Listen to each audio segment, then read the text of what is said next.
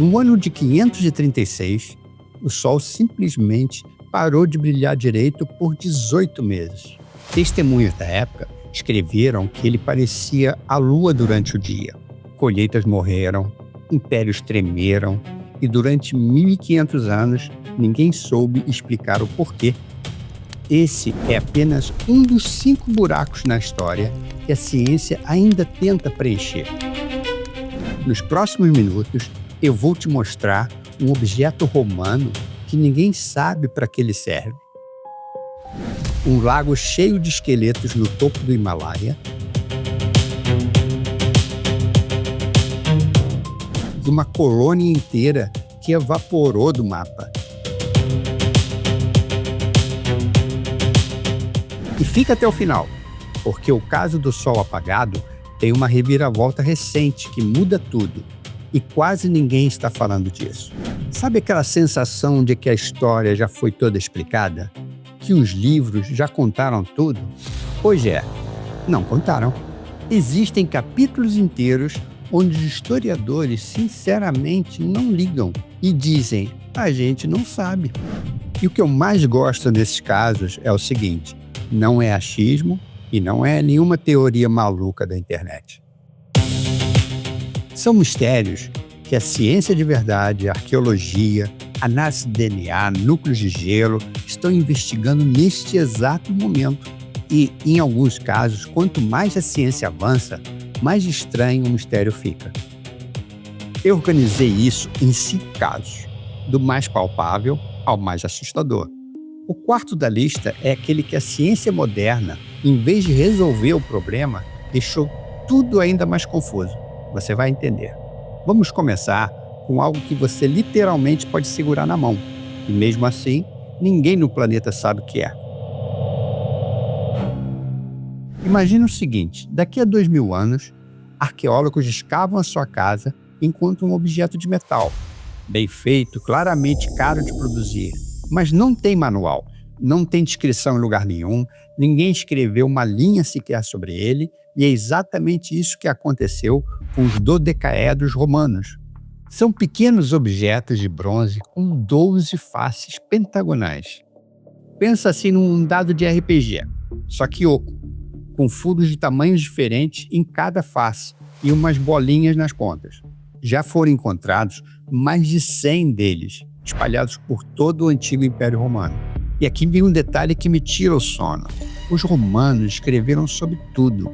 Receitas, fofocas, impostos, encanamento. Mas sobre esse objeto, nenhuma palavra, nada. As hipóteses têm para todo gosto. Instrumento de medição para o exército, objeto religioso, ferramenta para tricotar luva. Sim, isso é uma teoria séria, tá? E também poderia ser uma peça de jogo. Só que nenhuma dessas hipóteses fecha completamente o caso. Se era religioso, por que nenhum foi encontrado em um templo? E o assunto está longe de esfriar. Em 2023, um exemplar em estado impecável foi desenterrado na Inglaterra. Ou seja, isso não é mistério de museu empoeirado. É caso aberto agora. Mas se um objeto sem explicação já é estranho, o que dizer de uma população inteira que desapareceu deixando as casas para trás? Ano de 985. Colonos nórdicos, aqueles os famosos vikings, chegam à Groenlândia e montam um acampamento. E não foi visita rápida, não. Eles ficaram lá por mais de 4 séculos. Construíram fazendas, igrejas, criaram gado, uma sociedade europeia funcionando na beira do Ártico. O último registro escrito que temos deles é de 1408. E sabe o que era? Um casamento. Uma cerimônia comum, gente celebrando, vida seguindo normal, e depois disso, silêncio. Nenhuma carta, nenhum registro, nada. Quando os exploradores voltaram lá, encontraram as construções, mas as pessoas tinham sumido. Agora calma, né? Não é caso de abdução alienígena. A ciência tem boas pistas. O clima esfriou. Foi o início de uma chamada pequena era do gelo. E tem um detalhe econômico fascinante. A economia deles dependia demais de um único produto, o marfim de Morsa, que era artigo de luxo na Europa. Quando o marfim de elefante africano voltou ao mercado, o produto deles despencou de valor. Pensa numa cidade inteira que vive em uma única fábrica. E a fábrica fecha. Pesquisas recentes mostram que até o nível do mar da região mudou, engolindo terras que eles próprios já usavam. Mas aqui está uma lacuna de verdade. Nós sabemos os porquês prováveis, mas não sabemos o como. Foi uma retirada organizada, com navios levando todo mundo embora? Foi um gotejamento de famílias partindo uma a uma ao longo de décadas? Os últimos morreram lá sozinhos? Não existe registro do capítulo final. É como um livro que alguém arrancou as últimas páginas. E se o fim de uma colônia já é perturbador, o próximo caso é o fim de um mundo inteiro. Várias civilizações ao mesmo tempo.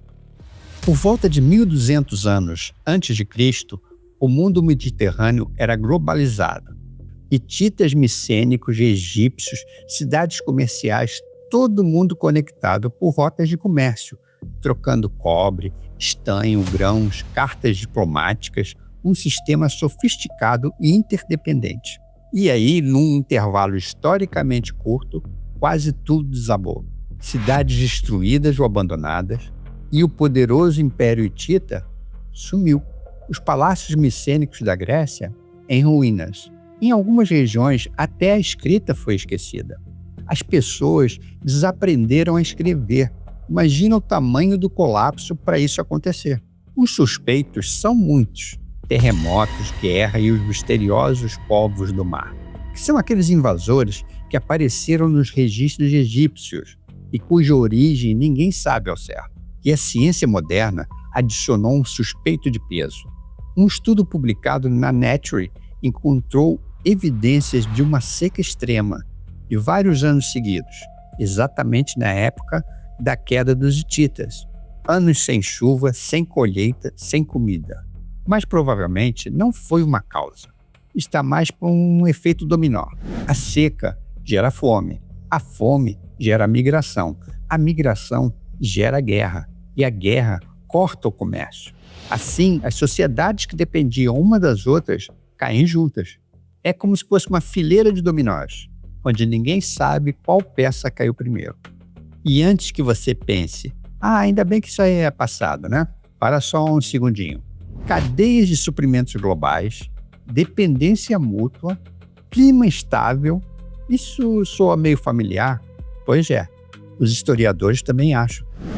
Agora, aqui os casos mudam de nível, porque nos 3 primeiros, a ciência foi diminuindo o mistério. No próximo, aconteceu o contrário. A ciência analisou o DNA e o mistério explodiu. A mais de 5.000 metros de altitude no Himalaia indiano, existe um pequeno lago congelado, chamado Rupkund. É um lugar remoto, brutal, difícil de alcançar até hoje. E quando o gelo derrete no verão, aparecem os esqueletos. Centenas de restos humanos espalhados pela margem e dentro da água. Durante décadas, a explicação clássica era quase poética. Era um grupo de peregrinos pegos por uma tempestade de granizo violenta com pedras de gelo do tamanho de laranjas. Todos mortos de uma vez, no mesmo dia. Crânios com faturas compatíveis pareciam confirmar. Caso encerrado, né? Errado. Em 2019, um grande estudo de DNA antigo analisou 38 desses esqueletos. E o resultado deixou os cientistas meio assim de queixo caído. Primeiro, aquelas pessoas não morreram todas na mesma época. Os grupos estão separados por séculos. Segundo, e segura essa, tá? Eles não eram todos da mesma região. Um grupo era do sul da Ásia, o que faz sentido. Mas o outro grupo era do Mediterrâneo Oriental. Gente com genética compatível com a região da Grécia. Mortas num lago a 5.000 metros de altura, no meio do Himalaia. Entendeu o que aconteceu aqui? A ciência não resolveu o mistério. Ela destruiu a explicação confortável e entregou uma pergunta muito maior. O que as pessoas do Mediterrâneo estavam fazendo ali? Quando? Por quê? Não há rota comercial conhecida que passe por lá. Não há registro de expedição.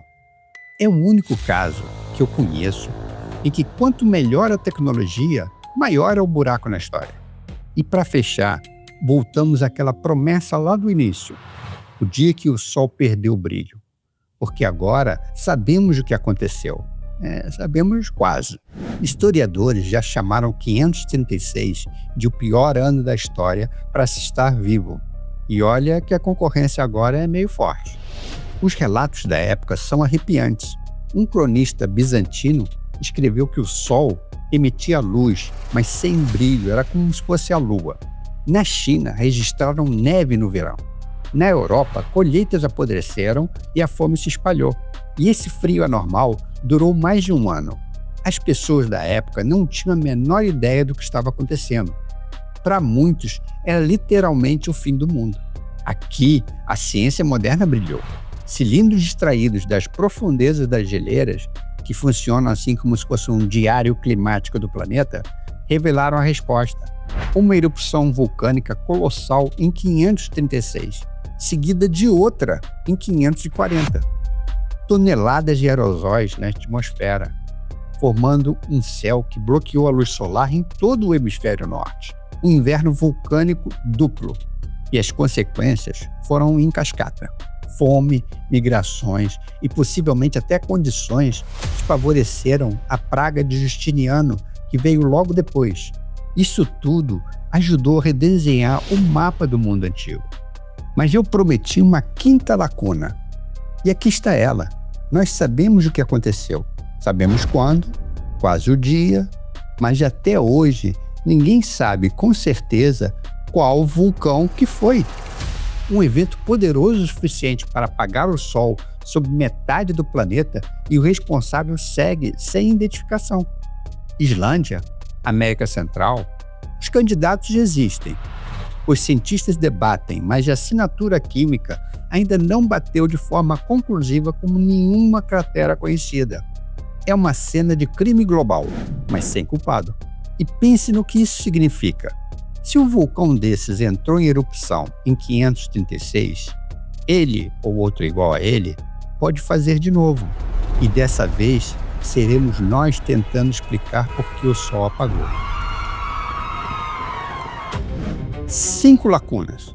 Um objeto sem função, uma colônia sem história final, um mundo que caiu como um dominó, um lago de morte que a ciência tornou mais misterioso e um vulcão fantasma. A história não é um livro fechado, é uma investigação em andamento. Se gostou dessa investigação, deixa seu like e se inscreva para não perder nenhum vídeo do canal.